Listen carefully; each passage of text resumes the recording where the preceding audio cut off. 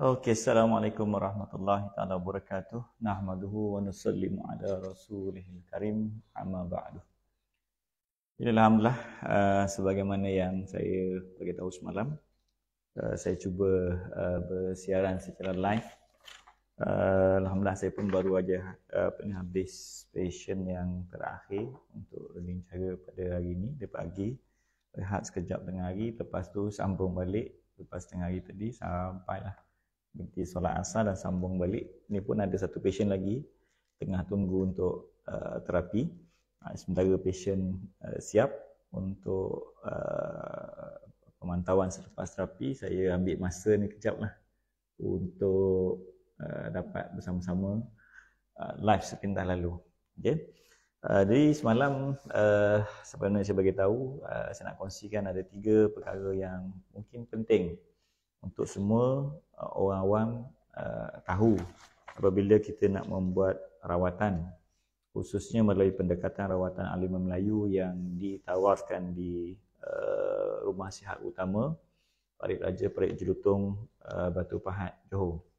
Jadi apabila anda nak buat rawatan, biasanya anda akan dapatkan temu janji, dan apabila dah dapat temu janji, datang ke pusat terapi ataupun rumah sihat, perkara yang sangat penting, perkara yang sangat penting untuk kita sama-sama usahakan ialah kalau istilah kami kita panggil analisa ketidakseimbangan ataupun kita ringkaskan sebagai AKS. Okay, maknanya satu tugas yang bagi saya lah amat berat kepada perunding ataupun pengamal yang bertugas, sebab kita kena cari 3 perkara penting yang ada pada diri pesakit untuk kita analisa, okay, supaya kita dapat rancang apakah bentuk ataupun kaedah rawatan yang sesuai untuk anda. Jadi 3 yang saya masukkan itu ialah, pertama, kita nak cari, kita nak lihat apa yang dikatakan faktor yang menyebabkan kita tidak seimbang itu. Itu dia yang pertama, faktor. Okay? Perkara ini sangat penting untuk kita kenal pasti.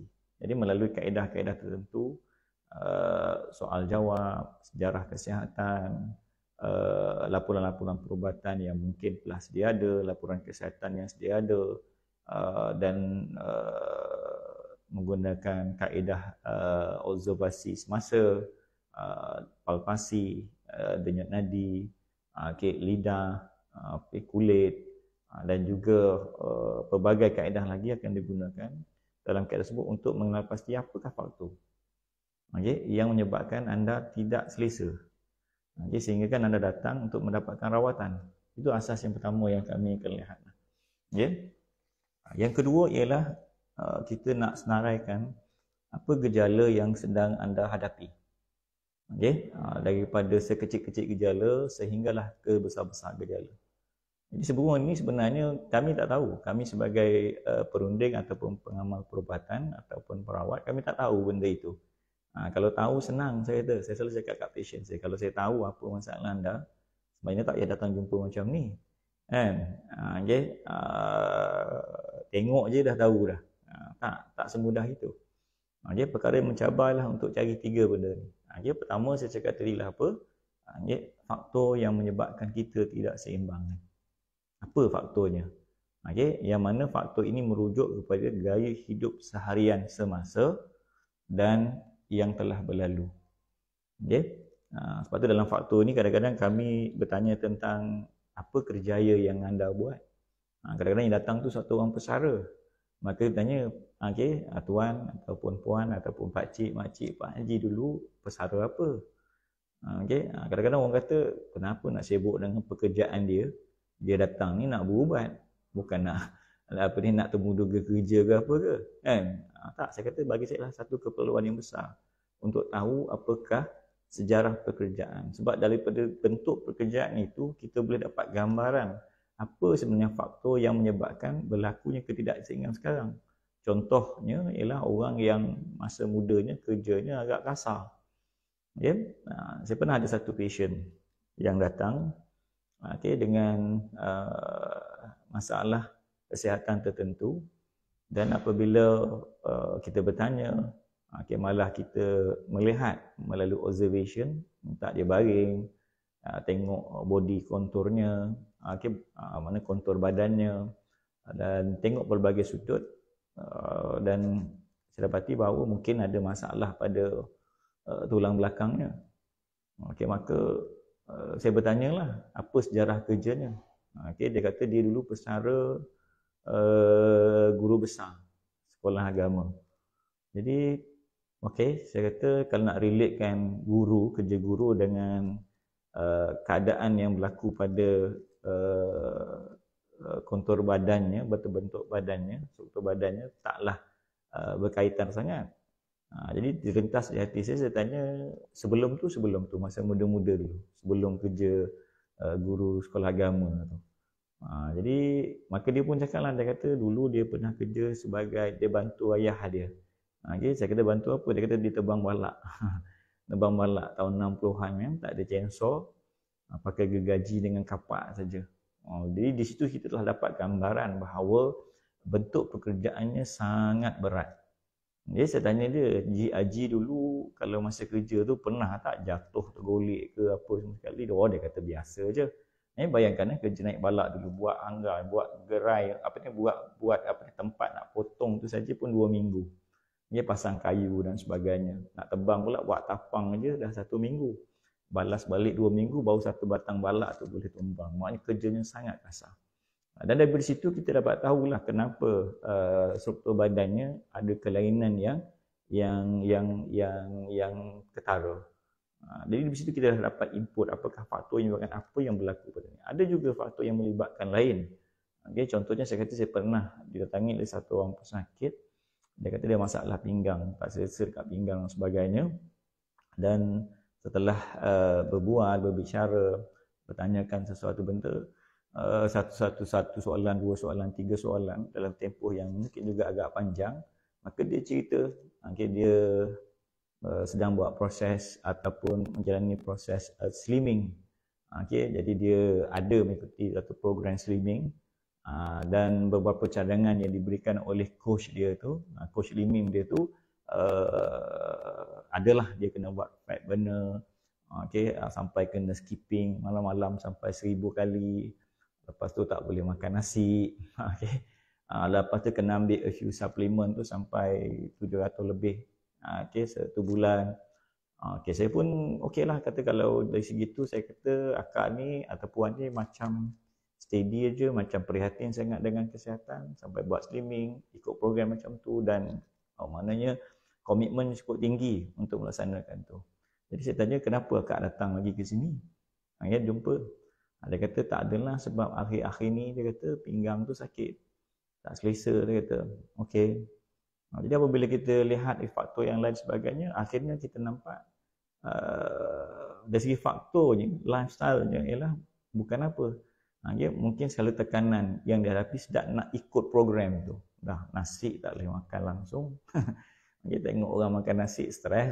Dia makan nasi jangan makan kan. Tak payah makan, tak boleh makan sebab nak slimming punya pasal. Malam-malam orang tidur dia pergi skipping sampai pukul 1 pagi. Itu semua keadaan gaya hidup yang maknanya memberi tekanan kepada dia. Bukan setakat saja fizikal, malah saya percaya yakin emosinya sangat tertekan. Jadi ini satu faktor yang boleh membuatkan apa yang keadaan tidak seimbang pada dia pada hari ini. Dan begitulah banyaklah perkara-perkara lain lagi yang kita bersentuh. Jadi maknanya perkara tugas pertama bila datang berjumpa kami di pusat ataupun di rumah sihat utama ni ialah kami nak kena pasti apakah faktor yang menyebabkan pesakit itu rasa tak selesa. Okey, saya tak gemar untuk menyebut penyakit, sakit dan sebagainya. Saya suka menyebutkan pesakit ataupun orang yang datang tu dalam keadaan hilang keseimbangan. Okey, tak balance. Itu je saya lebih suka menyebut begitu daripada menyebut penyakit itu, penyakit ini. Itu pertama. Yang kedua saya kata tekan lagi lah gejala yang tidak selesa yang sedang dihadapi. Sangat penting.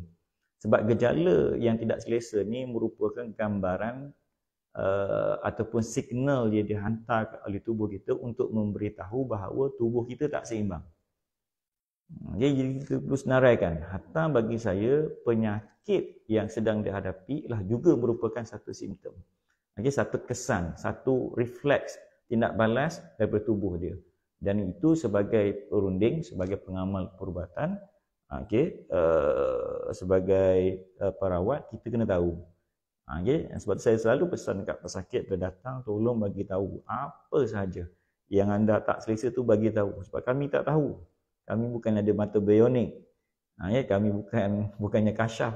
Tahu apa yang dia sakit, tak bagi tahu.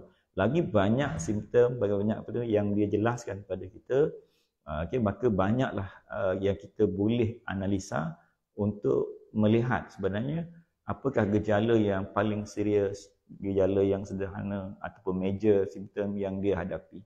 Untuk kita lihat supaya kita boleh rancang dalam rancangan rawatan nanti mana yang kita nak bagi prioritinya, keutamaannya. Itu yang kedua. Dan bagi saya pada setengah-setengah keadaan, simptom ni bukan menjadi keutamaan kami pun. Bukan itu yang kami nak fokus. Sebab bagi kami, simptom adalah input. Simptom adalah signal yang dihantarkan oleh tubuh untuk menyatakan bahawa tubuh tak selesa, tubuh tak seimbang, tubuh tak fit dah tu. Maka dia hantar signal dengan simptom. Sakit kepala, sakit perut, pening, kejang otot, ada orang kata simpul biawak, salah bantal. Kita semua salahkan orang kan, salah bantal. Leher tak boleh pusing, bantal yang bersalah. Otot kejang, sampai tak boleh gerak, tak boleh berjalan, nanti kita kata simpul biawak yang bersalah. Maknanya simptom itu sangat penting. Atau kalau adalah penyakit, sakit apa yang telah dikenal pasti, ialah satu maklumat yang sangat penting bagi kami.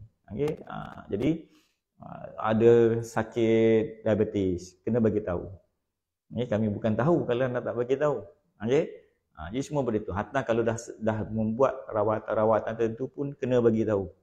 Dia dah makan ubat tu, dah makan ubat ni, on medication sekarang ni, doktor prescribe ni, kena bagi tahu. Sebab itu amat penting maklumat untuk kita tahu sejarah kesihatan yang telah dilalui dan sebagainya. Itu yang kedua. Ini kena jelas. Yang ketiga ialah ini kerja lagi mencabar. Apakah punca yang menyebabkan gejala atau penyakit itu timbul? Ini sangat unik. Kita nak tahu punca. Dan ini menjadi penumpuan kami dalam rawatan alami Melayu, melalui pendekatan rawatan Melayu, apakah punca itu sangat penting. Dan punca ini kami perlu justify. Kita kenal pasti. Dan dalam punca ni dua perkara yang penting yang saya nak ingatkan kepada penonton, sama ada yang live sekarang ni ataupun yang mungkin akan menonton rakaman ini. Punca ni sangat unik. Dua perkara yang sangat unik punca ini. Pertama ialah satu punca boleh menghasilkan, boleh mengeluarkan pelbagai gejala. Satu punca saja. Puncanya thyroid saja. Keluar gejalanya rambut gugur, mata kabur, menggigil-gigil, masalah pencernaan, masalah penghadaman, masalah otot kejang, masalah kuku rosak, masalah gigi dengan mulut berbau, dan banyak macam lagi lah. Tengok kan, bone density, ketumpatan tulang, daripada satu je puncanya thyroid je kan. Jadi uniknya dalam punca ni ialah satu punca boleh mengeluarkan pelbagai gejala. Itu kita kena jelas kat situ. Sebab punca ni sebenarnya yang beri penumpuan untuk rawatan. Khususnya rawatan keseimbangan, balancing treatment tu kan. Nanti insyaAllah, kalau jangan lupa besok saya akan cerita tentang 4 jenis rawatan. 4 jenis atau 4 kategori rawatan, pendekatan rawatan. Hari ni nak cerita ni dulu. Nak cerita tentang punca. Satu tadi saya cakap punca, satu punca boleh mengeluarkan berbagai gejala. Jadi sebab tu kalau kita dapat kenal pasti punca, kita lebih menumpu pada punca. Jadi rawatan kita lebih fokus. Dia tak banyak sangat nak ambil terapi macam-macam, tak banyak nak ambil ubat macam-macam, tak banyak nak buat benda-benda pelbagai-pelbagai lagi, sebab kita pergi kepada root cause, punca yang menjadi punca kepada keluarnya macam-macam gejala atau macam-macam penyakit. Itu pertama. Nombor 2, dalam bab punca ni, tidak semestinya sakit di perut, puncanya di perut.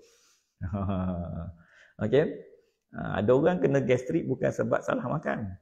Perut tak ada apa, okey pun. Makan pun tak salah, hebat-hebat, baik-baik, organik semua makannya. Okey, waktu makan pun betul. Tapi kerana dia stres, dia tertekan kerana due date. Kalau pelajar sekolah dah nak exam. Okey, dah nak final exam, okey, benda ulang kaji belum habis lagi. Kalau orang kerja dekat pejabat, dia dah due date. Kan? Due date dah dekat, kerja tak boleh habiskan lagi. Maka mau boleh kena gastrik. Kan? Pengadaman tak akan betul. Begitu jugalah kadang-kadang jadi bila kita sebut stres, mungkin ceritanya dekat medula ke atas ni, pangkal otak tu. Ini sebab itulah loading ataupun bebanan tekanan stres itu berlaku. Okey. Begitu juga orang yang mungkin dia berkebun, pesawah, kan. Jadi hasil tengah banyak, okey, tapi harga tengah murah. Nak jual tak laku. Oh, boleh kena gastrik. Okay, sebab dia stres akan ganggu medula yang kontrol perut, hati, empedu, pankreas dan buah pinggang. So akhirnya dia convert kepada gastrik ataupun masalah-masalah lain. Okey. Jadi inilah 3 perkara sangat penting. Jadi sebab tu kadang-kadang orang kata dia nak buat rawatan itu, rawatan ini. Saya kata yang dia nak rawat tu hanya gejala. Dan rawat gejala tidak akan memberi kesan penyembuhan secara total, melainkan dia hanya memberi kelegaan sahaja. Jadi sebab tu hari ni ramai kita gagal dalam rawatan kerana kita sibuk nak menghilangkan gejala. Kalau sakit kepala, kita nak ambil rawatan untuk sakit kepala. Kalau sakit perut, kita ambil rawatan sakit perut. Kalau kita kejang otot, kita sibuk nak buat rawatan kejang otot. Tapi kita tak endah pun pasal punca. Dan akhirnya kita akan berulang-ulang kali sebab apa punca tu. Kita buat rawatan lega 2-3 hari, seminggu, 2 minggu, 3 minggu. Lepas tu penyakit yang sama akan berulang balik kerana punca tak dirawat. Okay? Jadi sebab itulah 3 perkara ni sangat penting. Jadi sebab itulah untuk menjustifikasikan 3 perkara ni, kadang-kadang kita memerlukan masa sampai 1 jam, 2 jam duduk, okay? Menjalankan analisa ketidakseimbangan, mengumpulkan data sejarah perubatan. Malah ada keadaannya pesakit yang datang tak boleh justify pada kali pertama pertemuan. Kadang-kadang sampai kita kena arahkan balik pesakit, kena pergi buat medical check up, buat pathology test. Okay, ambil darah, buat liver function test, okay, buat kidney function test, kena buat saringan-saringan untuk thyroid dan sebagainya. Okay, maknanya kena buat medical check up ni, ambil balik datang kali kedua untuk kita review, nak padankan balik dengan maklumat. Sebab tu barulah boleh kita justify 3 benda tadi tu. Okay. Dan selepas justify 3 benda tu, nak kenal pasti justifikasikan 3 benda tu sangat kritikal bagi saya. Sebelum ceritanya rawatan. Okay. Sebelum cerita kan, kalau dari teknik rawatan yang ada kat ni, kita bekam ke, urut ke, terapi rendaman ke, ataupun dari segi formulasi herbal ke sebagainya. Yang penting 3 ni dulu kena tahu. Bila 3 ni tahu, maka baru kita boleh plan. Okay, jadi inilah sebabnya kalau kadang-kadang orang berhubung dan sebagainya tidak datang nak merawat, yang kami katakan kami perlu buatkan temu janji dulu. Sebab yang 3 perkara dia ambil masa, dia tak boleh one off, dia tak ada je datang tengok je, oh awak tidak begitu. Kadang ambil masa sampai 1 jam, 1-2 jam. Pernah saya berhadapan dengan pasien untuk investigate-nya je, untuk buat penyiasatan ni tak habis dalam 1 sesi, 2 jam dah dapat kumpul data. Saya kata awak kena balik, kena buat ini dulu. Okay, ada setengahnya kena proceed dengan analisa dan analisis yang lebih detail melalui pandangan-pandangan pihak ketiga dan sebagainya. Okay. Dan lepas itulah barulah kita akan dah kumpul 3 ni dah justified, maka tugas kami sebagai perunding, sebagai perawat, apa yang kami nak buat ialah kami kena terangkan balik kepada anda supaya anda faham kondisi anda. Apa faktor yang mempengaruhi anda sehingga anda jadi macam ni, dan faktor ini hakikatnya tak ada ubat yang kami boleh beri, tak ada terapi yang kami boleh beri, melainkan anda kena betulkan gaya hidup anda. Dan kami akan terangkan apa gaya hidup yang perlu dibetulkan. Okay? Bukan boleh sebut gaya hidup bukan soal makan saja. Banyak perkara tentang soal gaya hidup ni yang kita perlu betulkan.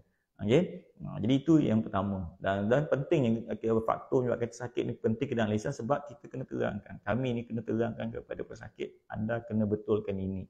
Caranya macam mana? Okay, kalau pola tidur tak betul, kena betulkan pola tidur. Kena terangkan balik kesan pola tidur tak betul ni, apa yang berlaku pada anda sehingganya sekian-sekian penyakit ni datang pada anda. Sekian-sekian gejala yang anda lalui hari ni sampainya macam-macam rawatan buat tak berkesan. Sebab Okey, gejala ni apa ni faktor ni seumpama kita ya apa ni gaya hidup seharian ni seumpama kita korek lubang.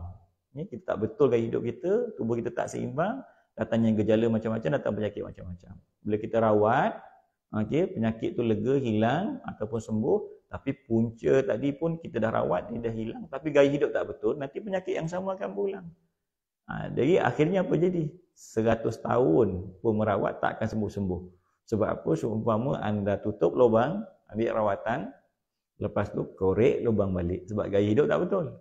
Sebab itulah mengenal pasti faktor ni sangat penting dan menjadi tugas utama seorang perunding asal untuk menjelaskan kepada pesakit dan tidak boleh benarkan pesakit balik selagi dia tak faham apakah gaya hidup yang dia perlu betulkan dan bagaimana cara nak betulkan. Okay? Itu yang pertama. Yang kedua adalah gejala. Kita nak kenal pasti gejala-gejala. Dah tahu gejala, teruk sangat gejala tu. Kalau teruk sangat sehingga akan mengganggu aktiviti harian, maka perlulah dia beri rawatan.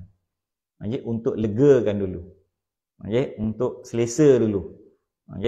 Namun begitu, penumpuan khusus akan diberikan dalam rancangan rawatan ialah untuk apa? Untuk merawat punca tadi. Melalui apa? Kalau kami kat sini ada kaedah terapi kehidupan kita panggil. Okey, mana kita coach, kita guide apa yang perlu buat dengan pantang larang dan sebagainya. Ada yang benda dikurangkan, ada benda kena lebihkan. Lepas tu segi amalan apa nak buat dan sebagainya. Itu satu. Okey, terapi kedua yang kita tawarkan kat sini ialah terapi rendaman herbal. Terapi mandian, biological effect dalam tubuh kita untuk kontrol kita punya emosi. Kita nak kawal kita punya emosi, nak kawal kita, nak burstkan kita punya antibody sistem tubuh kita sebagainya. Terapi ketiga adalah terapi pemakanan dan herba. Maknanya kena consume benda tu. Kita akan prescribe melalui formulasi-formulasi yang kita dah sedia ada melalui kaedah rawatan alami Melayu. Yang ketiga ialah terapi manipulatif sama ada melalui urutan ataupun bekam. Jadi inilah kaedahnya. Jadi saya harap ini jelas kepada semualah yang bertanya. Sebab saya nak jawab ni sebab masih ramai lagi yang dia menunggu-nunggu bila temu janji berlaku tak boleh walk in dan sebagainya. Sebab itulah saya kata saya perlukan proses ini dan tidak mudah untuk kami menjalankan rawatan sebab kami tahu banyak kekurangan yang kita ada dekat sini pun, tapi kita cuba sebaik mungkin untuk kena pasti tiga ni kita akan plan rancangan rawatan. Jadi saya harap semua jelas perkara inilah. Tiga perkara ni sangat penting. Pertama adalah faktor yang mempengaruhi hingga kita tidak seimbang, hidup kita tak selesa, datangnya penyakit, datangnya gejala dan sebagainya. Faktor ini terdiri daripada gaya hidup seharian kita. Gaya hidup seharian kita yang tidak seimbang, tidak normal. Kita langgar aja. Macam saya cakap semalam, waktu tidur kita jaga, waktu makan kita tak makan, waktu tak sepatut makan kita makan. Pukul 12 malam kita makan. Boleh makan 12 malam kalau kita memang dah terlepas makan kerana sibuk sangat. Tapi jangan jadikan benda tu rutin. Sekali-sekala berlaku abnormality, okeylah. Tapi ni jadikan rutin. Memang makan malam dia pukul 12.30 malam. Maka itu satu kemudaratan di luar daripada fitrah kehidupan. Orang tidur malam dalam gelap, dia buka lampu terang benderang. Kalau tak ada gelap, kalau tak ada lampu takut. Itu di luar abnormality. Maknanya berlaku abnormality, ketidakseimbangan dalam kehidupan seharian. Sebab fitrahnya tidur malam tu gelap. Paling tak boleh pun pakailah lampu dimmer, malap-malap tu aja. Cantiknya gelap gelita terus kalau boleh. Tapi kita tidur lampu terang benderang. Maknanya berlaku abnormality benda-benda itu. Itulah juga benda lain, itulah segitu posture duduk kerja tu. Asyik menghadap komputer bongkok je sampai 3 jam 4 jam. Berlaku abnormality kat situ. Jadi bacaan kita nak plankan balik di situ. Begitu jugalah dengan elemen-elemen lain lah. Posture kerja, gaya kerja, kemasan rumah dan sebagainya. Kita nampak kecil pakaian kita ni. Dia bukan biasa ada kesan pada tubuh kita. Jadi semua tu benda tu kita nak analisa dan kita nak terangkan kepada anda semua secara individual apa yang perlu dibuat, dan kalau buat itu banyak memberi impak kepada keseimbangan segera ataupun pemulihan ataupun penyembuhan dalam proses rawatan. Yang kedua lah gejala-gejala tu kita kena pasti dan kita kena lakukan penambahbaikan. Dan kalaulah gejala tu serius sampai mengganggu aktiviti harian kita sampai tak boleh kerja, sampai tak boleh beraktiviti, maka itu perlu diberikan rawatan. Dan kalau tidak, kita ignorekan saja dulu, okay? Sekadar tak selesa saja, tapi masih boleh beraktiviti macam normal. Kita akan terus pergi kepada macam mana nak merawat punca yang telah dikenal pasti. Tapi tiga-tiga ni bukan mudah. Okay? Tiga-tiga ni bukannya datang, anda duduk depan saya, atau depan pengamal-pengamal atau perunding, anda senyum, saya senyum, oh dah tahu dah. Tidak semudah itu. Okay? Kadang-kadang satu jam sampai 2 jam. Okay? Kena kumpulkan maklumat-maklumat rawatan terdahulu, apa ubat yang telah makan, apa rawatan, sejarah kesihatannya macam mana. Okay? Laporan-laporan perubatan yang terdahulu. Okay? Gejala-gejala semua kena himpun lagi. Okay? Jadi saya harap anda faham situasi dan keadaan ini. Sebab itu saya kata saya nakkan atau kami di Rumah Sihat ini perlukan buat temu janji kerana bukan nak diraikan. Tapi sebenarnya hakikatnya kami cuba bagi perkhidmatan yang sebaik mungkin untuk bersama-sama dengan anda. Dan sudah semestinya memerlukan tumpuan dan fokus yang spesifik. Okay? Atas kelemahan kami tidak semudah itu, maka kita perlukan temu janji kadang-kadang sampai 1 jam, 2 jam, berulang-ulang kali berjumpa sebagainya supaya masing-masing kita dapat manfaat yang sebaik mungkin. Okay? Jadi sebab itulah hari ini kita nak usaha. Okay? Usaha sebaik mungkin, simple mungkin. Jadi itulah apa yang kami dekat. Okay? Jadi itu saja saya dapat kongsi pada hari ini. Esok insyaAllah kalau ada ruang dan masa, okay, mudah-mudahan kalau tak ada pun di waktu-waktu akan datang. Okay? Sama ada lusa, tak dapat esok, lusa. Kalau umur masih panjang kan. Kalau tak dapat lusa, tulat. Saya nak kongsikan tentang apa? Tentang 4 jenis rawatan. Okay, sebab hari ini orang terkeliru. Terkeliru sebab apa? Sebab kata yang baik ni rawatan tradisional, rawatan moden ni teruk, bahaya. Lepas tu ada yang kata rawatan ini yang baik, rawatan Islam. Yang baik, yang lain tu tak elok belaka. Jadi kita nak lihat perspektif tu manakah yang penting untuk kita. Ya, sebab kalau tak faham tu, maka kita akan saling melihat mana yang buruk antara jenis-jenis rawatan yang ada. Sebenarnya tak ada. Sebenarnya semuanya ada kebaikan. Okay, tapi kalau kita mengambilnya secara tidak sistematik, maka sudah pastinya mana-mana rawatan pun akan memberi kemudaratan. Walaupun moden, walaupun tradisional, walaupun apa kaedah sekalipun, kalau tak betul cara dia, tak sistematik, potensi untuk mendapat kemudaratan daripada rawatan itu adalah tinggi. Maka sebab itulah saya nak kongsikan 4 jenis rawatan yang mungkin kita dapat bezakan, supaya kita dapat bezakan mana yang kita nak gunakan dulu. Adakah masanya kita kena guna modern medicines? Pada kes-kes tentu. Ada ketikanya kita kena guna traditional. Ada ketikanya kena guna kedua-duanya secara complementary. Okay? Jadi kalau kita dapat faham itu, mungkin insyaAllah kita akan dapat. Kita bukan nak membandingkan mana yang baik, mana yang buruk, tapi sebenarnya kita nak ingin mengambil manfaat di antara rawatan-rawatan yang ada, yang ditawarkan, walaupun dalam bentuk apa sekalipun. Okay? Sebab kita akan dapat manfaat yang berganda kalau kita dapat faham. Jadi insyaAllah, video seterusnya ataupun live seterusnya saya akan cerita 4 jenis rawatan yang kita kena faham, dan supaya kita faham mana dulu nak ambil, mana yang utama, mana yang dikemudiankan. Itu saja dapat kongsi hari ini. Mohon ampun dan maaf kalau salah dan silap atau kasar bahasa. Tak sampai hajat anda nak dengar, tunggu live kan. Ini aja nak dicakapnya. Tak ada lah kan. Ini je saya boleh kongsi pada petang ini. Wabillahi taufiq wal hidayah. Assalamualaikum warahmatullahi taala wabarakatuh. Jangan lupa tolong share video ni dengan kawan-kawan, rakan taulan, anak beranak kita, saudara mara kita. Mungkin dia juga memerlukan apa yang kita bicarakan ini dan kita dapat manfaat bersama. Jangan lupa like, share, dan kalau nak komen silakan, bismillah, supaya kita dapat manfaat bersama. Wabillahi taufiq wal hidayah. Assalamualaikum warahmatullahi taala wabarakatuh.